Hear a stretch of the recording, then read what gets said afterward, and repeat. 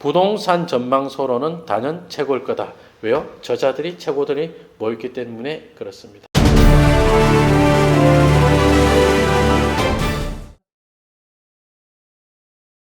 안녕하세요. 김종률입니다. 2025 결국은 부동산, 온라인 저자들이 쓴 2025년도 전망서가 나왔습니다. 지금 2024년이 저물어 가고 있죠. 지금 이때가 이제 새해 전망에 대한 책이 많이 나올 시기이긴 합니다. 주식뿐만 아니라 부동산도 마찬가지고 경제 전반의 것들도 전망서가 많이 나올 때죠.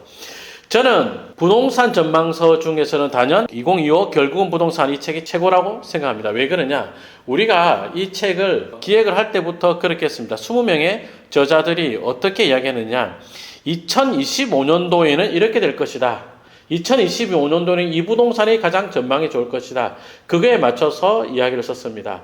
제 채널 구독자들이 대부분 이제 상가와 토지 투자 전문가 또는 투자에 관심 있는 분이실 텐데요.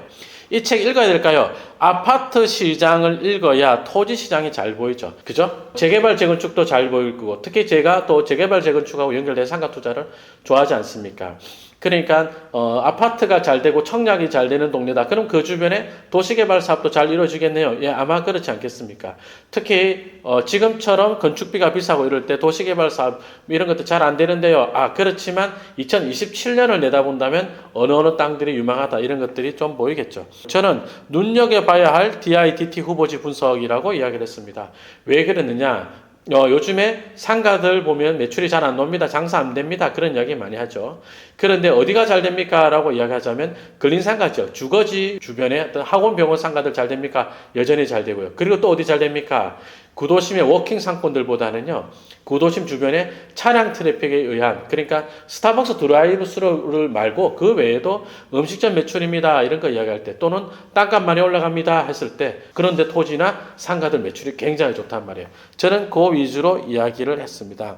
한번 볼까요? 빠숑님, 아기곰님, 트루카피님, 신영강님, 부룡님이죠. 그 다음 풀팽님. 부동산 시장의 트렌드를 읽으십시오. 라고 했는데 최고의 전망을 내놓는 분들 아니겠습니까? 그리고 밑으로 내려가면서는 각 분야의 전문가들이 각각 자기 분야에 대해서 2025년도에 이렇게 될 겁니다 하는 이야기들을 내세워줬습니다. 그러니까 이런 투자를 해서 땅 투자를 합니다. 이런 투자로 상가 투자합니다가 아니고 2025년을 내다보고는 이런 게 좋습니다. 그런 이야기로 20명의 저자들이 자기 업계에 대한 이야기, 자기 어떤 전문 분야에 대한 이야기를 나눠줬습니다. 그렇기 때문에 저는 부동산 전망서로는 단연 최고일 거다. 왜요? 저자들이 최고들이 모였기 때문에 그렇습니다. 한번 읽어보시고 도움되셨으면 좋겠습니다. 2027년이면 호재에 접어든 부동산들이 굉장히 많이 있습니다.